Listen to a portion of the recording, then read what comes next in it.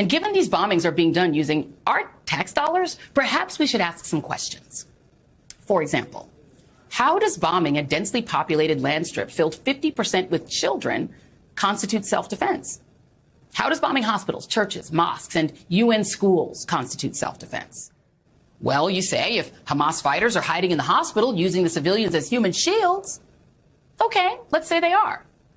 Are you arguing that flattening the hospital and killing newborns in their incubators and their moms in the NICU, cancer patients, someone with a broken leg, the doctors, nurses, and just the women and kids hiding in the hospital, that's not a war crime? Because you would be wrong, according to international law. Well, why don't the people in Gaza just turn over Hamas militants to the Israelis? Okay, how do you propose they do that? Hamas is the de facto government in Gaza, and they're the ones with the guns.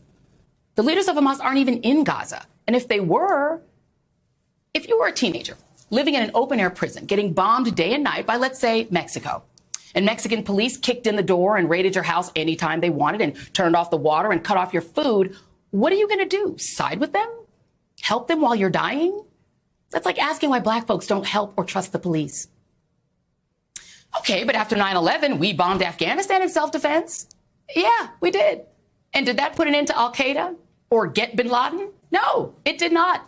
Because like Hamas, bin Laden wasn't in the country we were bombing. President Obama got him 10 years later in Pakistan using special forces and without bombing scores of kids to death.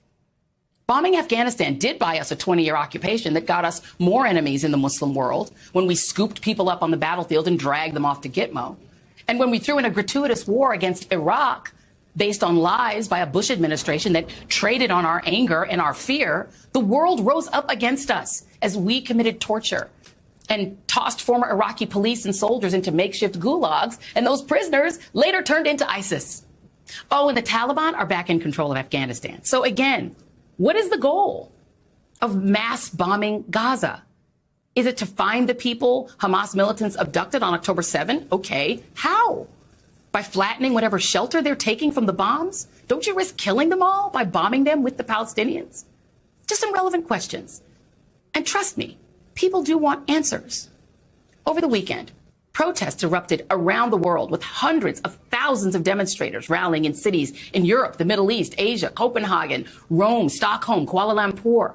Scores took to the streets in the U.S., shutting down the Brooklyn Bridge in New York and a major highway in San Francisco. The call in each of these protests was for a ceasefire, a word that for some has somehow come to mean anti-Semitism and a lack of care about those who were brutally killed on October 7th, or even support for Hamas. So how then do you explain the family members of some of those being held by Hamas who are also calling for a ceasefire? And what would a ceasefire even mean? Well, it would literally mean both sides stop shooting. No more rockets into Israel, no more Israeli jets strafing Gaza. It would mean a prisoner swap negotiated by credible third parties, which sadly probably doesn't include us at this point. It would mean getting food, water, and medicine into Gaza and not pushing for 2 million Palestinians to expel themselves to Egypt or Jordan, likely to never be allowed to return. Hopefully, it would mean tamping down the McCarthyism and the doxing and anti-Semitism and Islamophobia and anti-Palestinian racism in our own country and in Europe. And then somebody, anybody, actually working to solve the real problem, which is a 56-year occupation of the West Bank and Gaza Strip that has sparked and will continue to spark vehement and, yes, even violent resistance, whether Hamas exists or not.